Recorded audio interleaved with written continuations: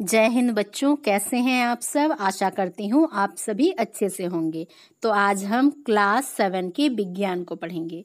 विज्ञान की पाठ्य पुस्तक में पाठ 17 में है पवन, तूफान और चक्रवात, विंड, स्टॉर्म एंड साइक्लोन। तो इस पाठ में हम पवन, तूफान और चक्रवात के बारे में पढ़ेंगे।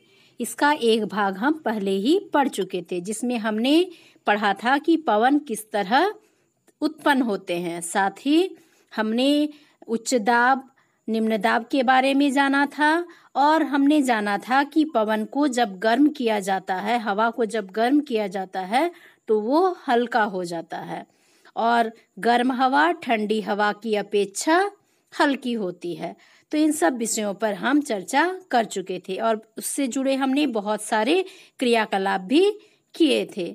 तो आज इस पाठ को आगे बढ़ाते हुए हम पढ़ेंगे संवहन धाराओं के बारे में। तो चलिए पाठ को शुरू करते हैं।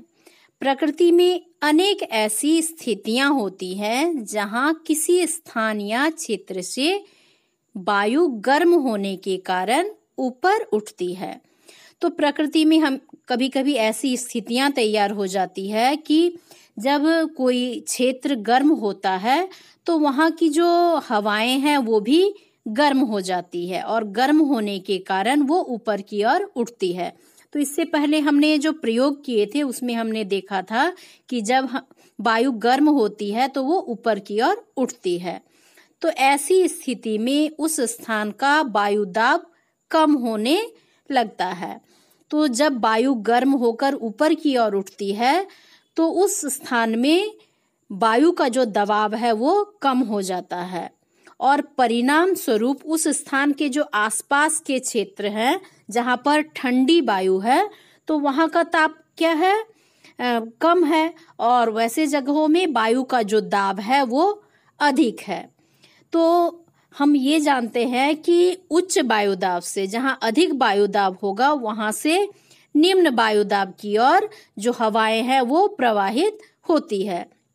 तो जहां गर्म हवा है तो गर्म हवा गर्म हवा क्या है, गर्म होकर हल्की होकर ऊपर की ओर उठ जाती है और उस जगह में जो वायु का दाब है वो कम हो जाता है और जहां पर ठंडी हवाएं हैं वहां वायु का दाब अधिक होता है। तो ठंडी वायु जो है वो निम्न दाब की ओर, तो जो जहां पर वायु का दाब कम है वहां प्रवाहित होती है।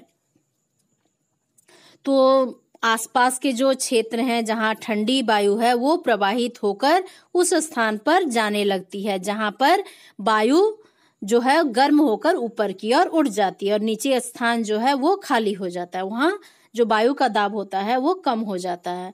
तो इससे वायु में संवहन धाराएं स्थापित होती है।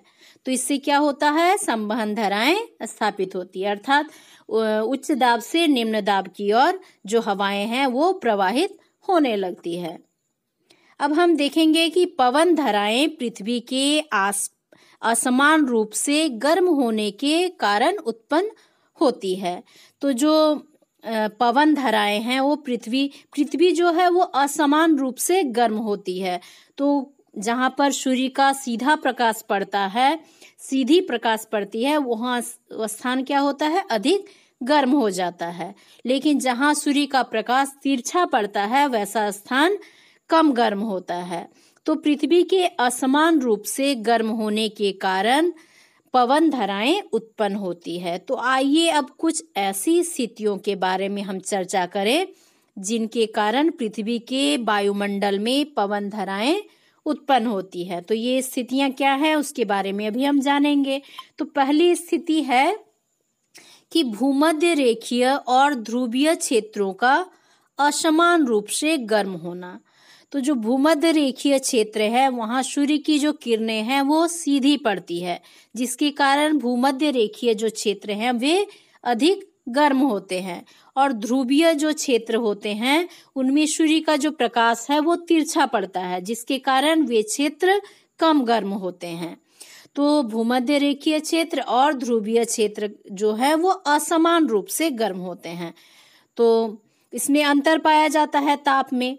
तो आपने अपने सामाजिक विज्ञान में पढ़ा होगा कि जो भूमध्य रेखीय क्षेत्र है उसके आसपास के क्षेत्र को सूर्य का अधिकतम ऊष्मा मिलता है और इससे इन क्षेत्रों में पृथ्वी की जो सतह के निकट का वायु है वो गर्म हो जाती है और गर्म वायु ऊपर उठती है।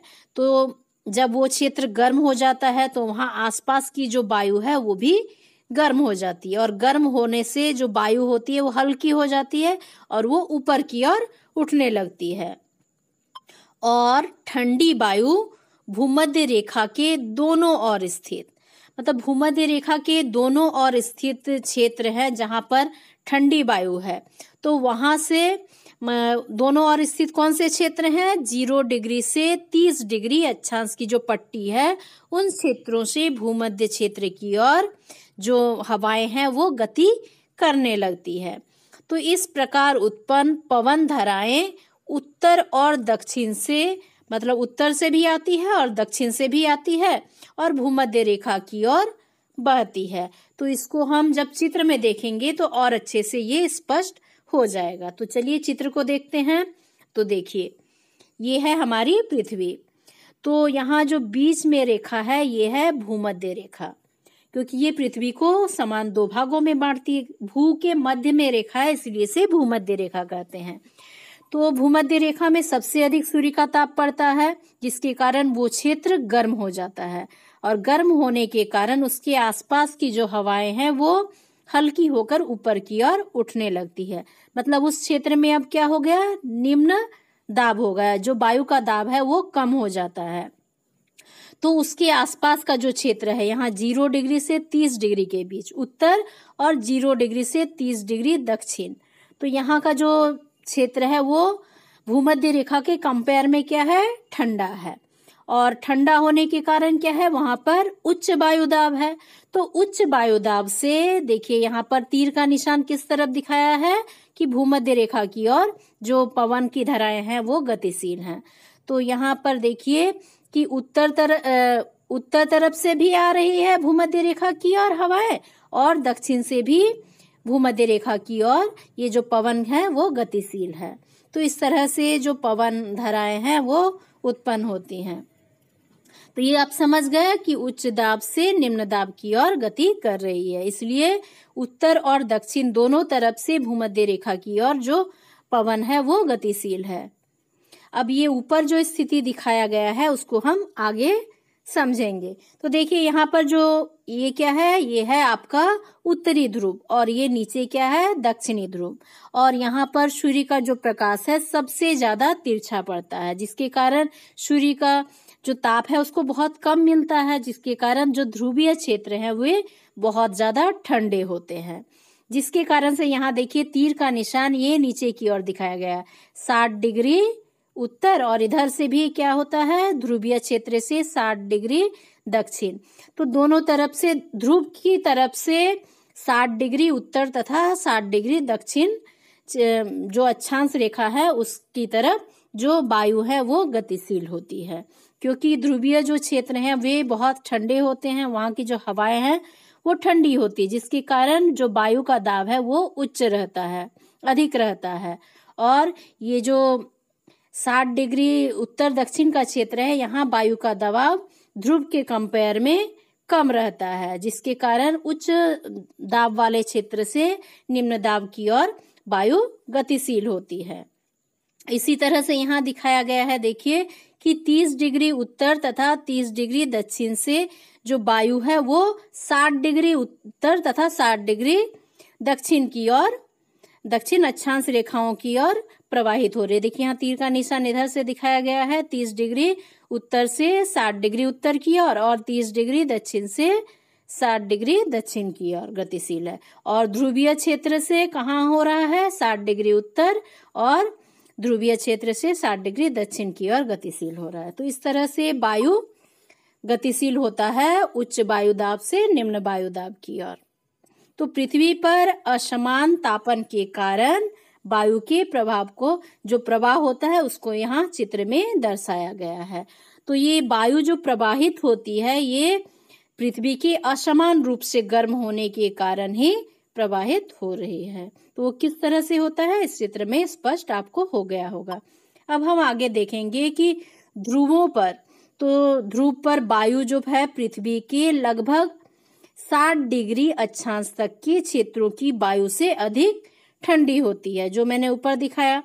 तो इन क्षेत्रों में वायु जो है गर्म होती है और ऊपर की ओर उठती है, और जिसका स्थान लेने के लिए ध्रुवों से ठंडी वायु उस ओर प्रवाहित होने लगती है। और इस प्रकार वायु का जो प्रवाह है वो ध्रुवों से अपेक्षाकृत अधिक गर्म क्षेत्रों की ओर रहता है, क्योंकि ध्रुव जो है वो ठंडे होते हैं और 60 डिग्री उत्तर तथा 60 डिग्री दक्षिण क्षेत्र की ओर अक्षांश रेखा की ओर जो वायु का प्रवाह ध्रुवों से होता है, जैसा कि आपने चित्र में देखा। तो एक बार फिर से देख लीजिए। ये देखिए यहाँ से क्या हो रहा है, ध्रुवों से यहाँ 60 डिग्री उत्तर की ओर वायु प्रवाहित हो रही है और यहाँ इस ध्रुव से 60 डिग्री दक्षिण की ओर।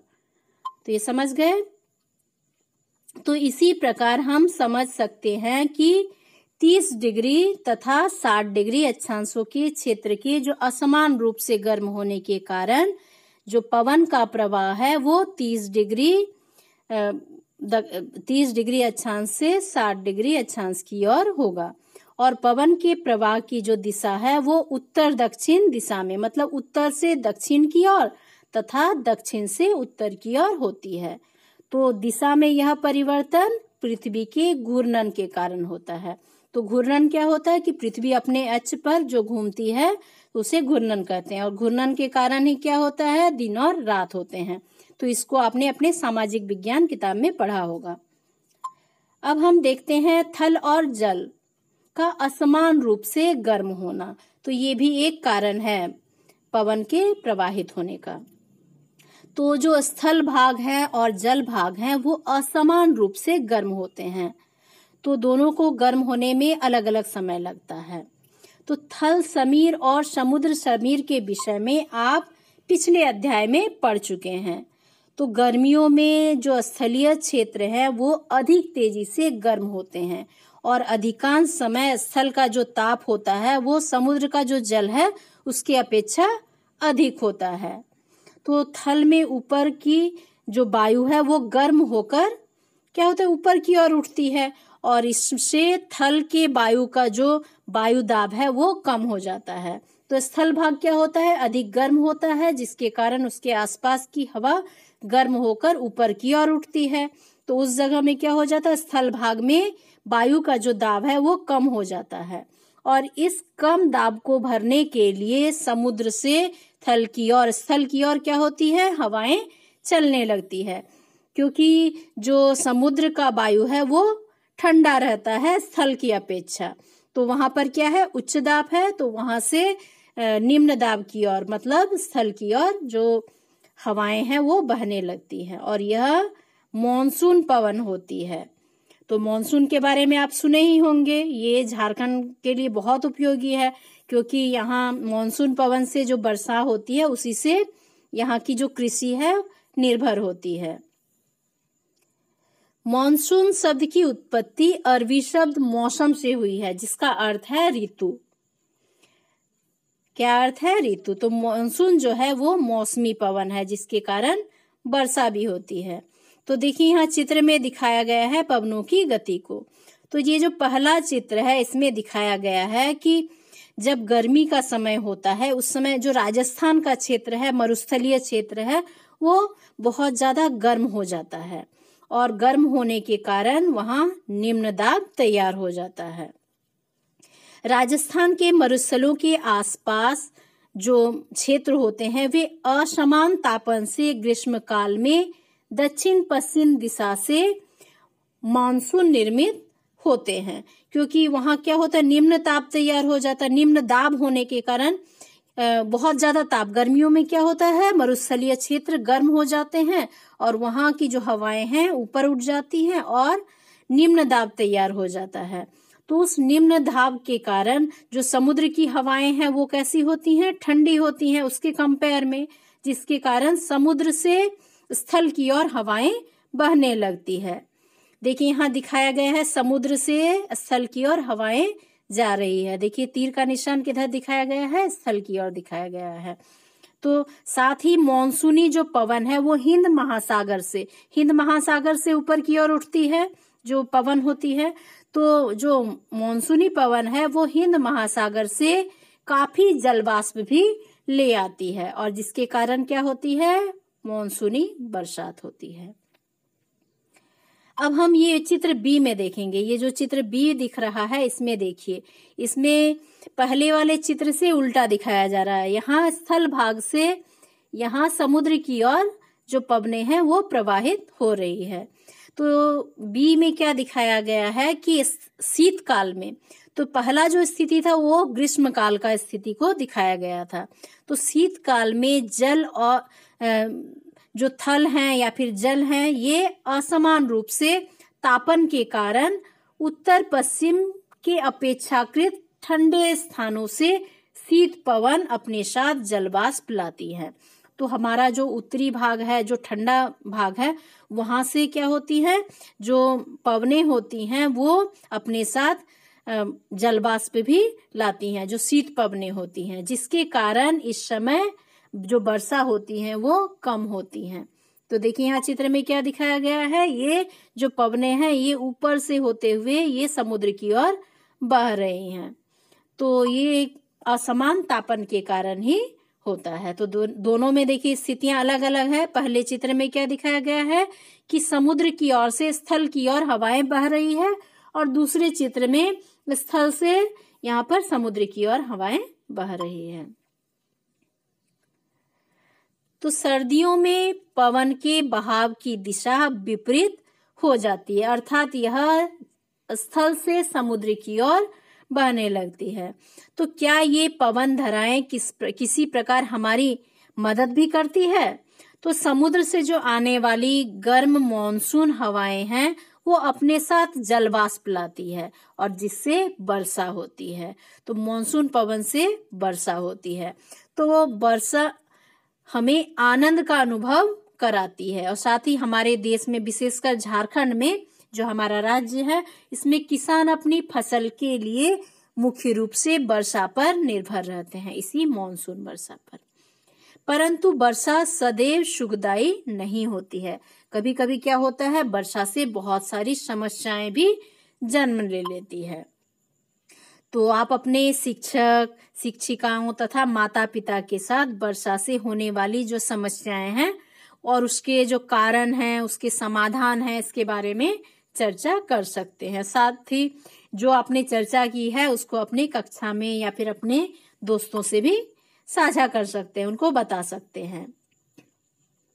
तो कुछ प्राकृतिक घटनाएं ऐसी स्थितियों को जन्म देती है जिनसे कभी कभी आपदाएं होती है। तो आपदाएं आती है तो ये मनुष्यों के लिए, जंतुओं के लिए, पौधों के लिए भी संकट पैदा कर देती है कुछ आपदाएं। जैसे उन आपदाओं में एक है तड़ित झंझा, थंडरस्टॉर्म। तो तड़ित झंझा क्या होता है? तो तड़ित झंझा आप देखे होंगे कि गर्जन के साथ भारी वर्षा होती है कभी कभी, तो उसे तड़ित झंझा कहते हैं। तो भारत जैसे गर्म आर्द्र उष्णकटिबंधीय क्षेत्रों में अक्सर ये विकसित होते रहते हैं। तो भारत उष्णकटिबंध में है तो ऐसे जगहों में इस तरह का तड़ित झंझा जो है वो होता ही रहता है। तो पृथ्वी की करीब की जो हवा है वो गर्म होकर ऊपर की ओर उठती है और जिससे वहां कम दबाव वाला क्षेत्र बन जाता है। और जैसे जैसे यह हवा गर्म होकर ऊपर की ओर उठती है यह धीरे धीरे ठंडी और भारी हो जाती है। तो जैसे ये जितना ऊपर उठती है ये ठंडी होने लगती है और भारी भी होने लगती है। लेकिन नीचे का क्षेत्र क्या है कि उसका वायुदाब कम हो जाता है। तो इसके फलस्वरूप क्या होता है कि हवा का जो दबाव है वो ऊपर अधिक हो जाता है और नीचे कम होने लगता है। तो फलस्वरूप ये जो हवा है वो पुनः, जब ऊपर का हवा ठंडा हो गया तो पुनः वो नीचे की ओर आने लगती है। और यदि इस हवा में जलवाष्प की पर्याप्त मात्रा रहती है तो कम ताप होने के कारण यह जमने लगती है और नीचे गिरने लगता है। तो ये जो गिरती हुई जल के बूंद होते हैं वो तीव्र वेग से ऊपर उठती हुई हवा की परस्पर क्रिया से बिजली उत्पन्न करती है। तड़ित जैसे बिजली कौंधती है ना, तो वैसा उत्पन्न होता है, और जिससे ध्वनि भी उत्पन्न होती है। तो आप देखेंगे कि जब बिजली होता है, तड़ित होता है, बिजली गिरती है, तो उस समय आवाज भी साथ में उत्पन्न होता है।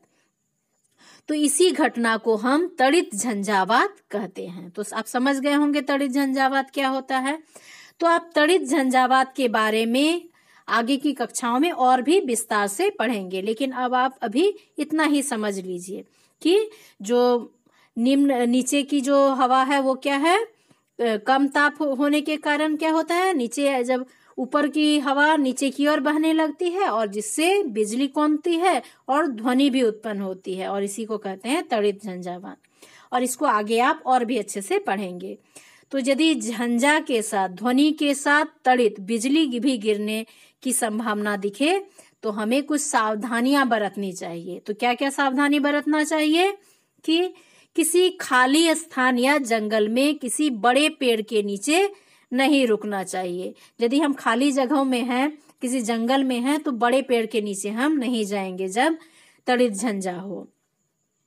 और खाली जमीन पर नहीं लेटना चाहिए, और खाली जमीन पर भी हमको नहीं लेटना चाहिए, क्योंकि इससे भी हमको नुकसान हो सकता है।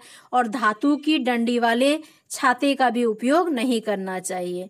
तो जिसमें धातु लगी हो, ऐसे डंडी वाले छाते का भी हम उपयोग नहीं करेंगे जब इस तरह का झंझा और तड़ित हो। और खुली खिड़की के पास नहीं रहना चाहिए। यदि घर की खिड़कियां खुली हैं, तो हमको खिड़की के सामने नहीं बैठना चाहिए। और क्या क्या सावधानी बरतनी चाहिए, तो धातु से बनी हुई चीजों के समीप नहीं रहना चाहिए, क्योंकि ये जो विद्युत है उसको आकर्षित करते हैं। और यदि संभव हो तो घर के अंदर सारे जो दरवाजे हैं, खिड़कियां हैं, उसको बंद कर लेना चाहिए। और यदि आप के घर में शीशे की खिड़कियां हैं और दरवाजे के ऊपर क्या करेंगे, यदि शीशे की खिड़कियां हैं तो खिड़कियों में पर्दा डाल देंगे, दरवाजे के ऊपर भी पर्दा डाल देना चाहिए, ताकि शीशे के टूटने की जो स्थिति यदि ऐसा उत्पन्न हो कि शीशा टूटने लगे, तो शीशे के जो टुकड़े हैं वो कमरे में ना बिखरे, जिससे आपको चोट भी लग सकती है यदि शीशा कमरे में बिखर जाए। तो ये सारी सावधानियां आपको बरतनी चाहिए तड़ित झंझा के समय। तो कुछ जानने योग्य यहाँ बातें हैं, जैसे हमारा जो रांची का नामकुम क्षेत्र है वो तड़ित झंझा के लिए काफी संवेदनशील माना जाता है। तो इस क्षेत्र में बहुत ज्यादा तड़ित झंझा उत्पन्न होते हैं। तो प्रतिवर्ष झंझावात से जान मान की भी क्षति होती है। तो तड़ित झंझा कैसे चक्रवात बन जाता है, अब उसको जानने का प्रयास करेंगे। तो आप जानते हैं कि जल को द्रव्य से वाष्प की अवस्था में बदलने के लिए ऊष्मा की आवश्यकता होती है। तो जो पानी होता है, जब वो गर्म होता है, तब वो गर्म होने के बाद वाष्प में बदलता है। मतलब पानी को वाष्प में बदलने के लिए ऊष्मा की आवश्यकता होती है। और क्या वाष्प को, मतलब भाप को द्रव्य में संघनित होने के लिए यह ऊष्मा वापस मिल जाता है। तो इसके संबंध में कोई आपका यदि अनुभव होगा तो उसको आप बता सकते हैं। तो जब भाप बन जाता है, पानी जब गर्म होता है उससे भाप बन जाता है, फिर भाप जब संघनित होता है तो वो द्रव्य में बदल जाता है। लेकिन ये बीच में जो ऊष्मा रह जाता है उसका क्या होता है, तो बादल बनने से पहले जो जल है वो वायुमंडल से ऊष्मा लेकर वाष्प में बदल जाता है। और जब जलवाष्प वर्षा के रूप में बरसता है तो यह जो ऊष्मा है वो पुनः वायुमंडल में विमुक्त हो जाता है। और ये जो विमुक्त किया हुआ ऊष्मा है, ऊष्मा से जो आसपास की वायु है वो गर्म हो जाती है। जब ये ऊष्मा वायुमंडल में फैल जाती है तो वहां जो हवा उपस्थित होता है वो गर्म हो जाता है। और इस प्रकार गर्म वायु जो है वो ऊपर की ओर उठती है, और इससे जो वायुदाब है वो कम हो जाता है। और इसके फलस्वरूप क्या होता है, तड़ित झंझा के केंद्र की ओर उच्च वेग से अधिक वायु गति करने लगती है। तो जहां पे तड़ित झंझा का केंद्र होता है वहां पर उच्च वेग से जो अधिक वेग वाली वायु है वो वहां गति करने लगती है। और इस चक्र की जो पुनरावृत्ति अनेक बार होती रहती है। तो एक चक्र जैसा हो जाता है और घटनाओं की इस श्रृंखला का अंत बहुत ही निम्न दाब के एक ऐसे तंत्र के निर्माण के साथ होता है जिसके चारों ओर उच्च वेग की वायु की एक अनेक परतें कुंडली की तरह घूमते रहती है। तो कैसी घूमती रहती है? कुंडली की तरह घूमते रहती है। एक केंद्र की ओर चारों तरफ से जो वायु है इस तरह घूमते रहती है। और मौसम की इस स्थिति को हम क्या कहते हैं? चक्रवात कहते हैं। मतलब एक केंद्र की ओर चारों तरफ से वायु कुंडली की तरह घूमते रहती है और ये जो स्थिति है ये है चक्रवात। इस तरह से चक्रवात बनता है। तो वायु वेग और वायु दिशा चक्रवात के तापमान और आर्द्रता में वृद्धि करने वाले कुछ कारण होते हैं। तो आज हम यहीं तक पढ़ेंगे। आशा करती हूँ यहाँ तक आप समझ गए होंगे और नेक्स्ट भाग में हम चक्रवात की संरचना के बारे में पढ़ेंगे। और अभी तक जितना आपने पढ़ा है उसमें यदि आपको कोई भी दिक्कत हो तो जरूर कमेंट करेंगे। तो आज के लिए इतना ही। आप इसको पढ़िए। Thank you.